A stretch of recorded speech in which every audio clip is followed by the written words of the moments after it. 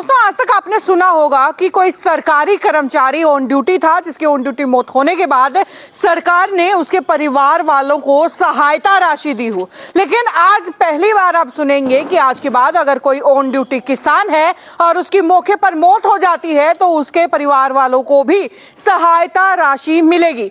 अब आप भी सोच रहे होंगे कि भाई ये ऑन ड्यूटी किसान क्या चीज है। किसान तो बहुत बार सुना, और किसान ऑन ड्यूटी किस टाइम और कैसे हो सकता है।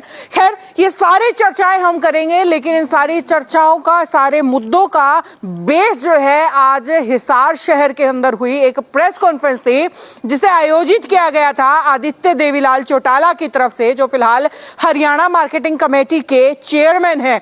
उनका कहना है कि उन्होंने पिछले काफी दिनों से किसानों की परेशानियों को देखते हुए कुछ समस्याओं को रिव्यू किया है और सरकार के पास अपनी तरफ से फाइनल रिपोर्ट भेज दी है। जल्द ही हो सकता है कि ये सारी चीजें लागू हो जाए। अब मैं किन चीजों की बात कर रही हूं उन पे चर्चा कर लेते हैं। दरअसल आज तक किसान को आपने बहुत बार सुना होगा कि किसान जो है अक्सर अपने खेत में जो है स्प्रे करने जाते हैं और जहरीली स्प्रे की वजह से कई बार उन्हें वहां हार्ट अटैक आता है या कई बार उन्हें अस्पताल में भर्ती करवाया जाता है, जहां पर उन्हें हार्ट अटैक, ब्रेन डेड या फिर ऑर्गन फेलियर की वजह से जो है उन्हें मृत घोषित कर दिया जाता है। और ऐसा ही अगर भविष्य में हरियाणा के किसानों के साथ होगा तो उनके परिवार वालों को सहायता राशि दी जाएगी। ये एक मौका है, बल्कि और कई जगहों पर और ऑन ड्यूटी किसान का ये फॉर्मेट जो है निकल करके आया है। दूसरा जो मौका है वो ये है, जब भी कोई किसान, पानी का वार आपने सुना होगा, पानी की वाराबंदी आपने सुनी होगी, जब वाराबंदी किसी भी किसान के यहाँ की जाती है और उस समय उस किसान की मृत्यु हो जाती है, मृत पाया जाता है या फिर जो है उस कारण से उसकी मृत्यु होती है, तो भी जो है किसान के परिवार को सहायता राशि दी जाएगी। ये दूसरा नंबर है। तीसरे नंबर पर अगर बात करें कि कोई किसान मंडी में अपनी फसल बेचने के लिए जाता है और उस मंडी में फसल बेचने के बाद उसकी जो पर्ची कटती है मंडी में एंट्री करने के लिए, उसके 12 घंटों के अंदर अगर रोड पर रहने की वजह से या किसी भी कारण से 12-24 घंटों के अंदर अगर उस किसान का एक्सीडेंट हो जाता है या उसकी मृत्यु हो जाती है, तो भी सरकार की तरफ से उस पूरे किसान परिवार को मुआवजा या यूं कहिए कि सहायता राशि दी जाएगी। यानी कि हुआ ना ऑन ड्यूटी किसान वाला कंसेप्ट। और ऐसे एक नहीं बल्कि कई नई पॉलिसीज को लागू करने की बात की आदित्य देवीलाल चौटाला ने। खैर, ये कुछ मुद्दे थे, ये कुछ पॉलिसीज थी जिनके ऊपर रिव्यू किया जा रहा है। और उसके अलावा एक नया कॉन्सेप्ट जो है हरियाणा में लॉन्च किया जा रहा है। हरियाणा क्या, हिंदुस्तान में इंटर स्टेट जो है अब आप अपना सामान, अपनी फसलों को बेच पाएंगे। इसकी शुरुआत जो है की जा रही है और इसी के चलते गोवा सरकार के साथ हमारा MOU साइन हुआ है, जिसमें हम गोवा से नारियल लेंगे तो वहीं नारियल हमारे यहाँ के किन्नू या अमरूद जो है गोवा सरकार तक पहुंचाएंगे। ऐसी कुछ घोषणाएं जो है आज की इस प्रेस कॉन्फ्रेंस में हुई। खैर, कुछ अहम बातें मैंने आपको बताई हैं। आप पूरी प्रेस कॉन्फ्रेंस सुनने के लिए देखिए ये वीडियो। कोई भी स्टेट है या मंडी है जिसमें फल व सब्जियों के दाम अच्छे हैं, तो हरियाणा का किसान भी उस मंडी में जाके अपनी फसल को बेचने का काम करे। दुर्घटना में भी किसान की किसी हादसे में मृत्यु होती है तो भी उसमें उसको एक्सीडेंटल क्लेम मिले।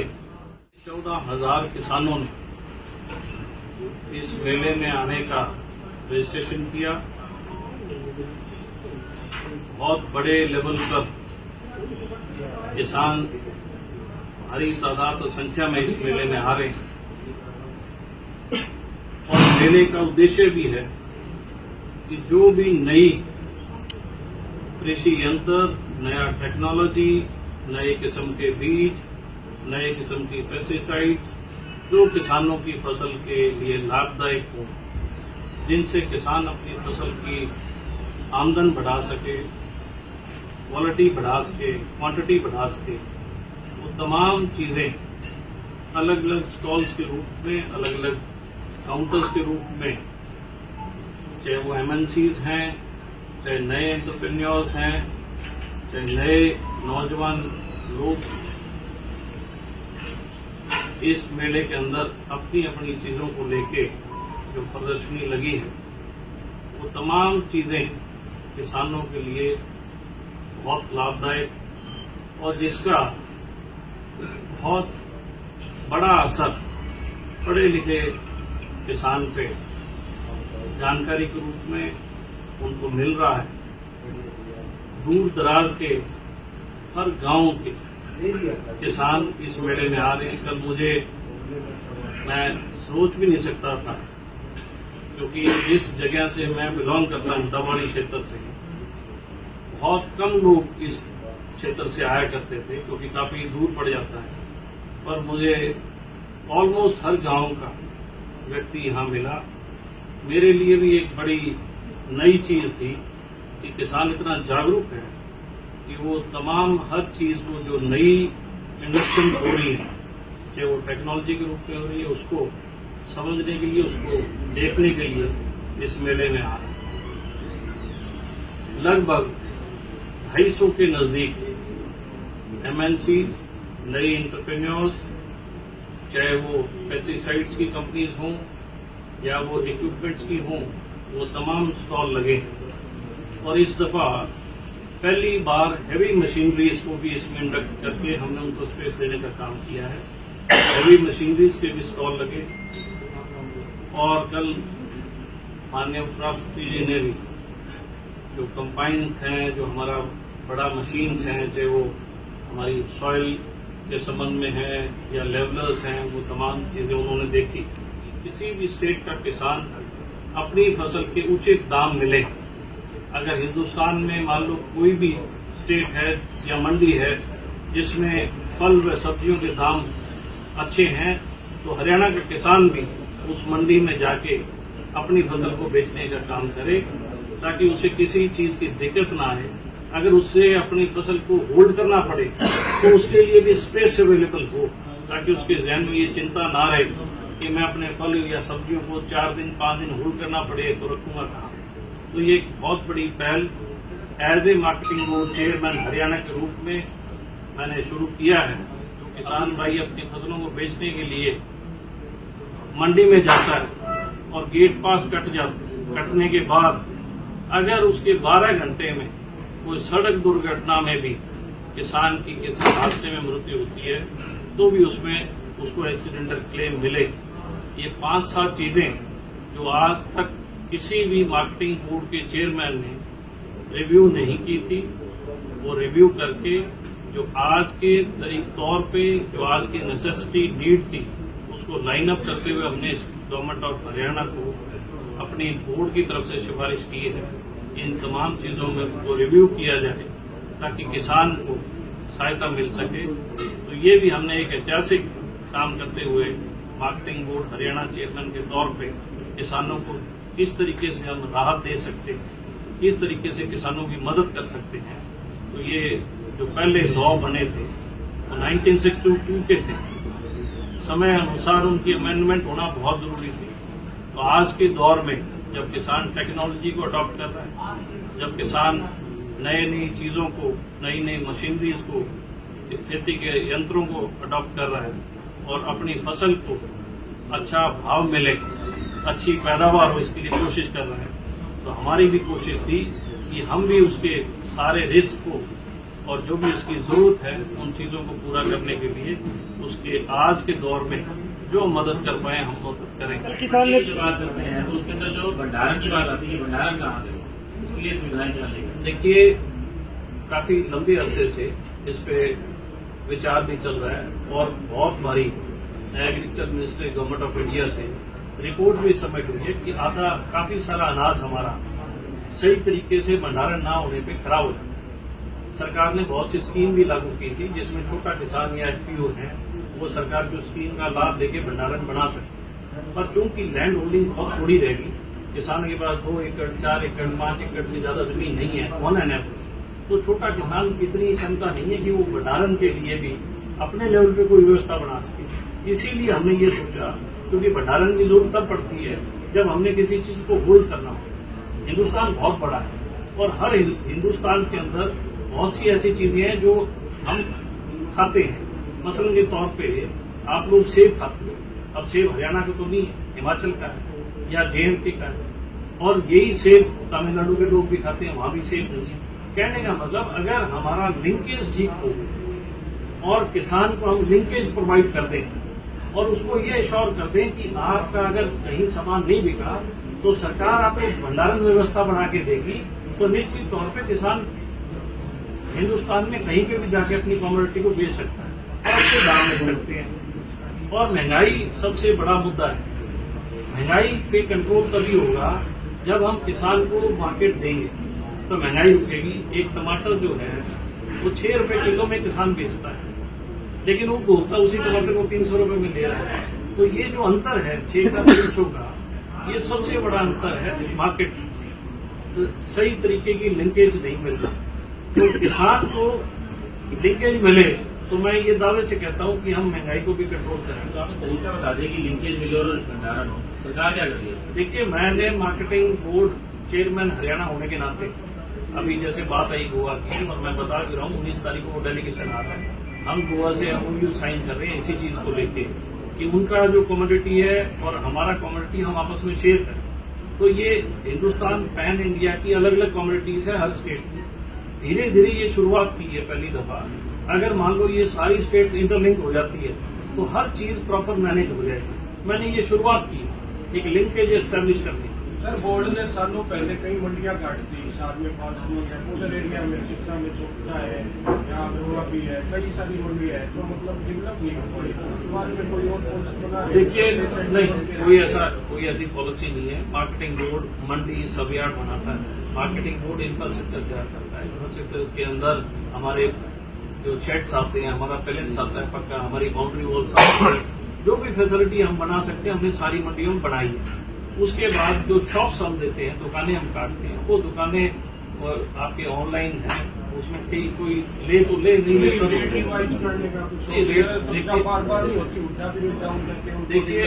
देखिए अभी ऐसा कोई प्रपोजल नहीं है, क्योंकि हमारी काफी अच्छे से 2-3 मीटिंग्स इसमें हुई है। अभी मैं खुद खेती करता हूँ।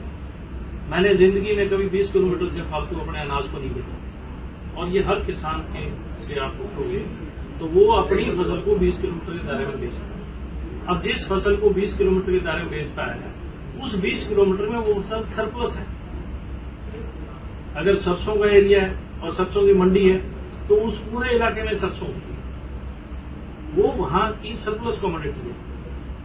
तो हमने जो लिंकेज एस्टैब्लिश किया है वो यही किया है कि हमारी जो सरप्लस कमोडिटी की मंडियां हैं उसमें भाव की भी दिक्कत रहेगी, तोल की भी दिक्कत रहेगी, परचेज की दिक्कत रहेगी। इसमें कोई शक नहीं है, कोई आज की चीज नहीं है। जब से ये सिस्टम बनाया तब से ऐसा चलता है। हमने इसको नया तरीके से इसको सोचा, रिवर्स मैकेनिज्म के थ्रू, कि हम किसान को उचित दाम, उसके इंश्योर कि उसकी सारी फसल बिके, अच्छे दाम पे बिके, ऐसा क्या मैकेनिज्म है। तो जो बात आई, जो पूरे हमारे ऑल इंडिया चेयरमैन की कॉन्फ्रेंस पे आई, उस कॉन्फ्रेंस के अंदर जो चर्चा हुई उसको हमने आगे बढ़ाते हुए इंटर स्टेट लिंकेज बढ़ाना बहुत जरूरी है। और मैं आज बात कह रहा हूँ कि हो सकता है ये बात आपको बहुत मजाक वाली, हंसी वाली लगती होगी या हल्की लगती होगी। सबसे बड़ी इंडस्ट्री है वो एग्रीकल्चर इंडस्ट्री है। एग्रो इंडस्ट्री फेलियर इसलिए है क्योंकि उसका लिंकेज नहीं है, उसका इलाका निर्धारित है। जहां सेब होता है वहां सेब इतना ज्यादा है कि उस सेब को खपाने के लिए लोकल मार्केट पे ओवरलोड है। अगर उसका मार्केट लिंकेज मिलता है तो वो सेब निश्चित तौर पे हर जगह पहुंचेगा। हमारा किन्नू है, अगर मेरा किन्नू कितना छोटा होगा, अगर पूरे हिंदुस्तान के अंदर हम किन्नू को भेजेंगे हर आदमी खाएगा। हमारे यहाँ नारियल नहीं होता। मान लो आपके गांव में 1 ट्रॉली नारियल आ गई, आपके लोग उसको टेस्ट में ये 1 ट्रॉली ले लेंगे। लेकिन सर इसी के अंदर मेरा एक सवाल है। फसलें तो आ रही सर, फसलें आ भी रही हैं, जा भी रही है। आपका किन्नू गोवा में भी मिल जाएगा। प्रॉब्लम ये है कि कारपोरेट के हाथों आप बेच रहे हो, या आप एक मिनट सर, मैं सवाल पूरा हो जाने दिए। आप भविष्य में कारपोरेट को इसमें वो करोगे, एक किसान, हिसार का किसान क्या अपना धान गोवा लेके जाएगा या मध्य प्रदेश लेके जाएगा, या आप कारपोरेट को उसमें करोगे। साइलोज आपने खड़े किए हैं, और साइलोज जितने भी खड़े किए उसमें जो पैसा लगा है वो सारा ही जो किसान को 4% में मिलता है उससे लगा। बुन्ना पे मैंने रिपोर्ट की है। तो आप साइलोज को खड़े कर रहे हो और मंडियों को धीरे धीरे खत्म कर रहे हो। इस पे आपका क्या कहना है? देखिए, मैं कॉर्पोरेट्स के बड़ा खिलाफ हूँ, और मैं किसान का बेटा हूँ और चौधरी देवलाल का पोता हूँ। मैं हमेशा किसान के एंगल की बात सोचता हूँ। हमने किसान के लिए, मार्केट किसान के लिए, मैं बोल रहा हूँ, लिंकेज एस्टैब्लिश करने के लिए हम गोवा से बात करते हैं, किसी कॉर्पोरेट के लिए नहीं कर रहे। मेरे इलाके का अगर किसान जाएगा तो उसका वाउचर जो है मार्केटिंग बोर्ड से वाउचर बनेगा, और गोवा के पास जो मार्केटिंग बोर्ड गोवा है उसके पास हमारा वाउचर जाएगा, वो किसान का जाएगा। हम किसान को एंटरप्रेन्योरशिप बना रहे हैं। सर लेकिन जैसा आपने कहा कि किसानों के पास होल्डिंग्स बहुत कम रह गई है, स्टॉक ज्यादा क्वांटिटी किसानों के पास है नहीं। मान के चलिए कि 1 ट्राली धान है, उसको लेकर के वो अगर मध्य प्रदेश गोवा तक जाएगा तो उसका जितना खर्चा उसमें लगना है तो 20 किलोमीटर में बेचने में उसमें फायदा रहेगा। हमने उसको कंपेल नहीं किया जी, हमने उसको एक एक्स्ट्रा लिंकेज दिया कि अगर गोवा में कोई चीज महंगी है, असम में कोई चीज महंगी है, या कर्नाटका में कोई चीज महंगी है, तो जब आपका परचेज करके ट्रेडर ले जा सकता है तो किसान आपस का समूह इकट्ठे होकर क्यों नहीं जा सकते। ये जो अभी आपने कॉर्पोरेट की बात की, अगर हम किसानों को मोटिवेट नहीं करेंगे, किसानों को लिंकेज नहीं देंगे, तो ऑब्वियस है कॉर्पोरेट, ये नेक्सस है, कॉर्पोरेट लेंगे। तो हम कॉर्पोरेट की स्पेस को रिड्यूस तभी कर पाएंगे जब हम किसान को ऊपर अपलिफ्ट करेंगे। लेकिन सर 9 साल में कोई आप ऐसा स्थापित नहीं कर पाए हो कि किसानों का कोई सिरसा के जिला अध्यक्ष तौर पे इस सवाल का जवाब देना चाहूंगा कि हमारे अभी भारतीय जनता पार्टी के बहुत कद्दावर नेता जिनको पूरे हिंदुस्तान में लोग चाणक्य के रूप में मानते हैं, अमित शाह जी की रैली थी सिरसा में, और वो एक एक कोई चीज एक बहुत कद्दावर व्यक्ति बोलता है तो उसे दुनिया सुनती है। उन्होंने वहां कहा कि भारतीय जनता पार्टी 10 की 10 सीटें लड़ेगी, हरियाणा की 10 की 10 सीटें भारतीय जनता पार्टी लड़ेगी। तो जब उन्होंने ये बात वहां कही है, हजारों लोगों ने सुनी है, तो ये आपका जो जवाब का सवाल ये यही पूरा हो जाता है कि पूरी की पूरी सीटें भारतीय जनता पार्टी लड़ेगी, इसमें कोई दो राय नहीं। तो इससे अलग अगर कोई लड़ना चाहे तो कोई लड़ ले, मैं ये कह नहीं सकता। मैं तो बता रहा हूँ कि सिरसा जिला अध्यक्ष होने के नाते उस रैली में ये कहा गया था कि भारतीय जनता पार्टी आने वाली लोकसभा में 10 की 10 सीटें लड़ेगी, और ये आपने भी सुना, मैंने भी सुना, और वो बात मैं आपको बता रहा हूँ। लेकिन सर सरपंचों ने नहीं सुना, जिनको घरों में ही डिटेन कर लिया गया था। एक रैली हो रही है, इतनी बड़ी रैली हो रही है, लेकिन जो सरपंच आंदोलन पे थे, आशा वर्कर आंदोलन पे थे, अलग अलग उनको डिटेन, किसानों को भी डिटेन कर लिया गया था। ऐसा नहीं था, ये भ्रम प्रचार है। कोई सरपंच कहीं डिटेन नहीं हुआ। 1-2 जो कांग्रेस से संबंधित है उन लोगों को आदत है शोर मचाने की। देखो वो कोई बात हो तो अलग है, बाकी कोई ऐसा नहीं है। मेरे 350 पंचायत है, किसी सरपंच को डिटेन नहीं किया।